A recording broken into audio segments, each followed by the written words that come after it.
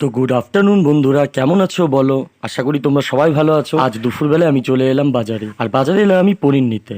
তো নিয়ে নিলাম আমি মোটামুটি 100 টাকার পনির। তো পনির নেওয়া হয়ে গেল, নেওয়ার পর নিলাম সুধা কোম্পানির একটি টক দই, আর সাথে নিলাম বাটার পনির মশলা। তো আমি হেলমেটটা পরে নিলাম, ভালো করে পরে নিয়ে ভাবছি এবার চালের দোকানে যাবো। তো চলে এলাম আমি আমার একটি ভাইয়ের দোকানে।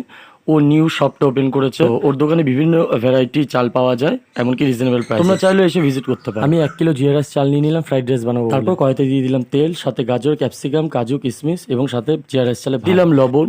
তারপর দিয়ে দিলাম কাজু, কিশমিশ, ক্যাপসিকাম। তারপর নেড়ে চেড়ে নিয়ে ভাত দিয়ে দিলাম, সাথে দিলাম চিনি, যেটা খুব ইম্পর্টেন্ট ফ্রাইড রাইসে।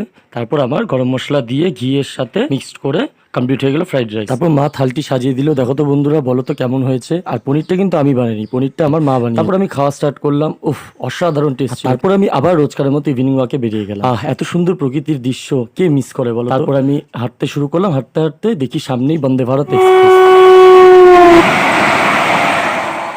কি সুন্দর লাগে ট্রেনটা, তাই না বন্ধুরা? দেখো আবার সেই আকাশটি সোনালী বর্ণে ভরে উঠে, সূর্যি মামা অস্ত যেতে আবার সন্ধে হয়ে গেল। আর তারপর দেখো আকাশটি কি সুন্দর বেগুনি বর্ণে হয়ে উঠেছে। তখন আমি চলে গেলাম একটু প্ল্যাটফর্মের দিকে, গিয়ে দেখি একটাও ট্রেন এখনো আসেনি, শুধু একটি মালগাড়ি দাঁড়িয়েছিল। যাই হোক, তারপর টমি আমার সাথে সাথে ঘুরছে, ওর সাথে একটু কথা বলে নিলাম। তারপর সোজা টমি আর আমি মিলে বাড়ির দিকে রওনা। বন্ধুরা, আমার ভিডিওটি যদি তোমাদের ভালো লেগে থাকে তাহলে অবশ্যই আমার চ্যানেলটি সাবস্ক্রাইব করবে, আর যারা ফেসবুক থেকে দেখছো তারা অবশ্যই আমার আইডিটি ফলো করবে। ধন্যবাদ।